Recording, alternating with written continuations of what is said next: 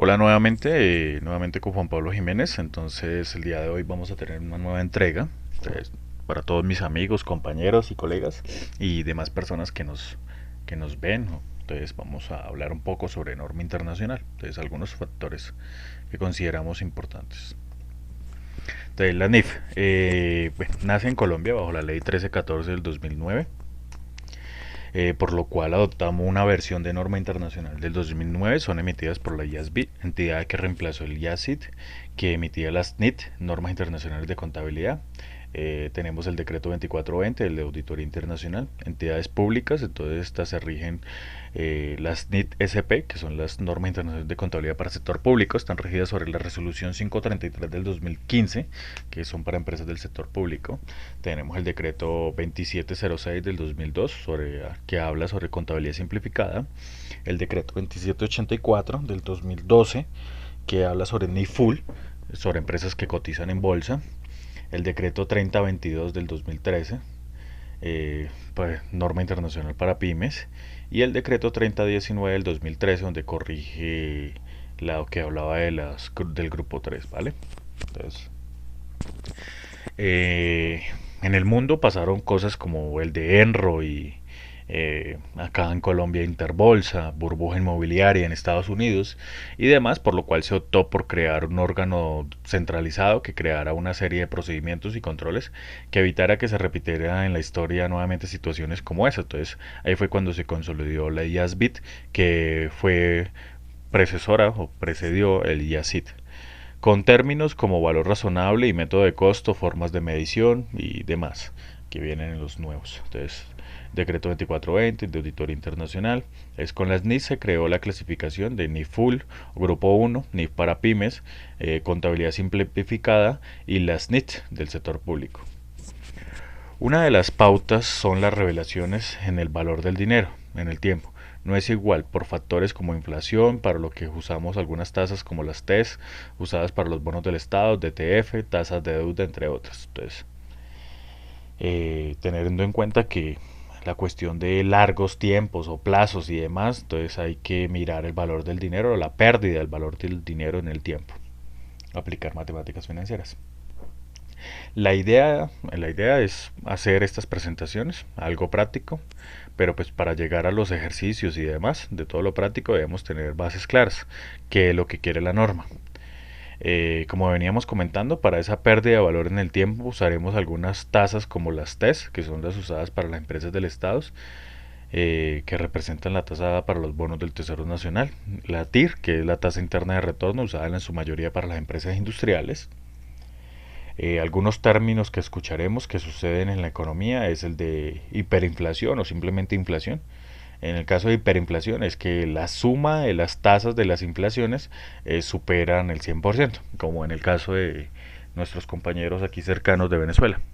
Se aplica una inflación de acuerdo al negocio hecho, es decir, todas las actividades económicas hechas en el día a día se supone que están con inflación, partidas monetarias.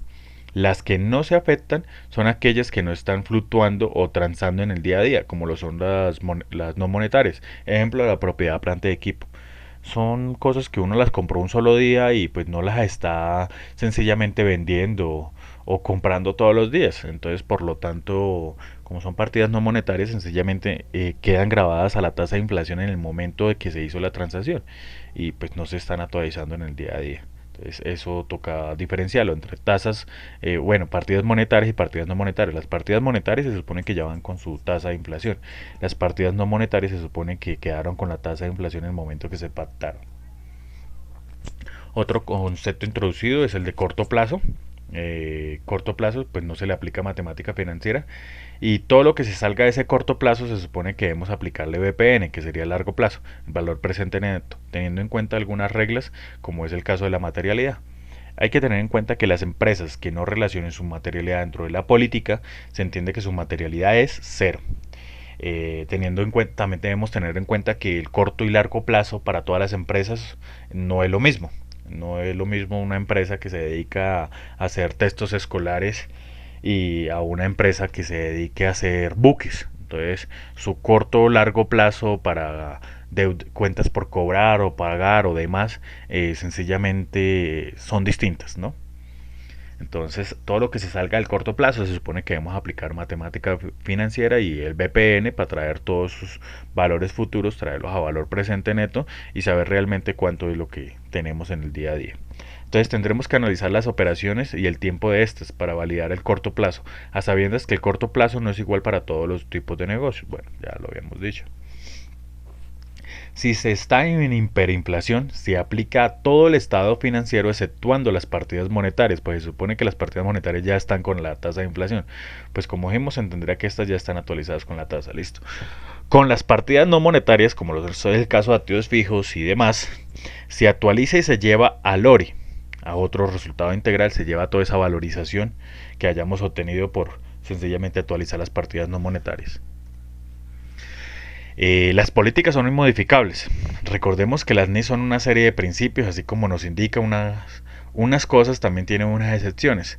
Caso en el de las políticas. Nos dice que las políticas son inmodificables, pero tiene sus excepciones. Entonces, de las políticas dice que son inmodificables, pero se pueden modificar si argumentamos por qué la modificación, o sea, la nueva política es mejor y ayuda a tener las cifras de mejor forma.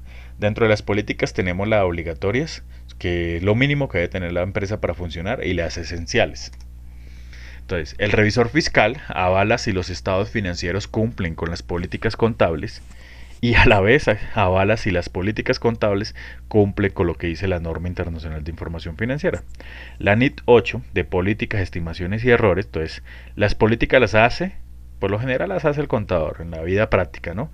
Pero las aprueba la gerencia y también debe saber del impacto de cada una de estas. Entonces, eh, un caso muy típico.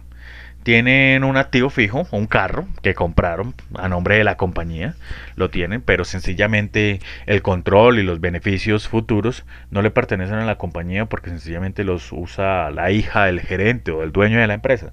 Entonces, sencillamente bajo la política de activos fijos dice que la empresa debe tener el control. Si no tiene el control, sencillamente ese activo fijo no debe ser reconocido. Entonces ahí comenzamos a mirar. Entonces por eso es importante que sean aprobadas por la administración, que sepa cuál va a ser el impacto de estas políticas dentro de la elaboración de los estados financieros. Entonces, basados en bases, reglas y adoptadas por la administración para la elaboración y presentación de los estados financieros, que es donde realmente se va a presentar toda la información. La compañía debe estipular quiénes son, qué hacen, qué quieren hacer.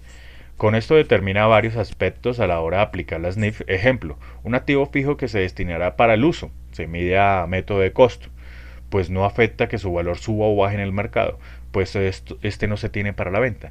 Mientras que si se espera vender en un corto plazo, este deberá medirse a valor razonable, cosa que cuando se clasifica como activo fijo mantenido para la venta, la variación de esa venta, de la transacción económica, pues no sea mucha y no se dispare sencillamente de un costo histórico que tenía, no sé, 15 millones y se dispare a 45 millones o algo por el estilo. Entonces, de esto depende de que la gerencia nos diga para cuál es la finalidad del activo, si va a ser para el uso o va a ser para la venta.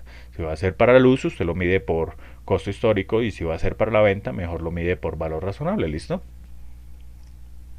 Mm, bueno, que las variaciones no sean tan representativas. Listo. Dentro del ANDIN 8 tenemos los errores. Estos conllevan a la reexpresión de las cifras desde el origen, y estos son castigados contra el patrimonio, teniendo en cuenta si es material, como lo habíamos comentado en una anterior oportunidad.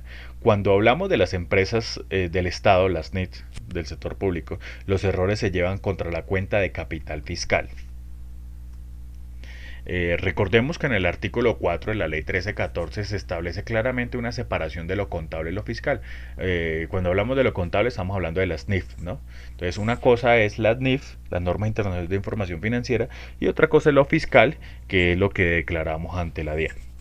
Cuando tenemos cambios de estimaciones se afectan el resultado del ejercicio, pues estas serán afectadas los cambios de ahí en adelante. Ejemplo, cuando hay un perito, hace nuevos avalúos y determina cambios en la vida útil de un activo, porque se le hizo unas mejoras o porque sencillamente la vida útil que se le había estimado no es y se recomienda en este momento ampliarla y eso. Entonces se afecta de ahí en adelante porque el importe o el valor que se venía depreciando va a cambiar. ¿Listo? Entonces sencillamente ese sería el cambio como tal, pero no quiere decir sencillamente vaya a haber una reexpresión de cifras ni nada por el estilo, es un cambio de estimación. Un error puede llevar a la reexpresión de cifras desde el origen, como el mayor valor de depreciación, ya que no contamos con cuentas pasadas como errores de periodos anteriores. Eso pasaba antes con el 2649, que teníamos cuentas como errores de periodos anteriores. En este momento ya bajo norma internacional eso no existe, entonces se recomienda la reexpresión de las cifras. Los errores se castigan contra el patrimonio, pero estos también debemos evaluarlos de acuerdo a la materialidad que tengamos en la compañía. También debemos tener en cuenta que si no relacionamos la materialidad en las políticas de la compañía, esta se entenderá que es de cero. Hay cuatro tipos de informe en los errores. Uno, aplicación retrospectiva, un error mecánico y genera un cambio en la política. La norma dice que si la adopción no se hace en forma correcta, se entenderá como que la empresa no adoptó la norma. Cuando se cambia una política se debe informar por qué la nueva es mejor, la nueva política. 2. Reexpresión retrospectiva. El error se da en el reconocimiento y medición, revelación y presentación. Estos factores los definiremos como reconocimiento, llevar a la cuenta que cumple con la definición, medición inicial y posterior. El monto es simplemente medir el monto. Las revelaciones son las notas explicativas malas políticas. Presentación, estados financieros. Entonces, algunos aspectos que debemos tener en cuenta antes de continuar con el tercer informe. Bueno, entonces, el corto y largo plazo. La norma internacional no quiere cambios bruscos en las líneas y nos pide en las líneas, o sea, en las cifras, y nos pide identificar qué operaciones son corto plazo, las cuales se mantendrán en el tiempo, pero los de largo plazo se le pide que se le aplique matemática financiera para validar la pérdida de valor en el tiempo. El modelo de devengo, que es el que se utiliza bajo norma internacional en este momento, el modelo de devengo, es el cual hace referencia a cumplir las definiciones y requisitos de la norma en cada uno de los conceptos. Ejemplo, activos fijos, entonces, bueno, activos, tener el control, esperar los beneficios futuros y tener una medición fiable de él. En el reconocimiento, pasa cuando no se reconoce dónde era, un activo fijo que se reconoce como biológico. El primero se mide a método de costo, con depreciaciones, deterioro, etcétera, mientras que el segundo se mide a método de costo de revaluación. Entonces, son dos cosas completamente distintas en su forma de medición, expresión y demás. Entonces, toca reconocerlos donde es la clasificación de estas. Cada cuenta tiene su norma teniendo en cuenta su medición inicial y posterior. La medición, valor que vamos a reconocer calculando si es diferente al valor por el cual se registró en la contabilidad, es decir, el que tenemos en libros.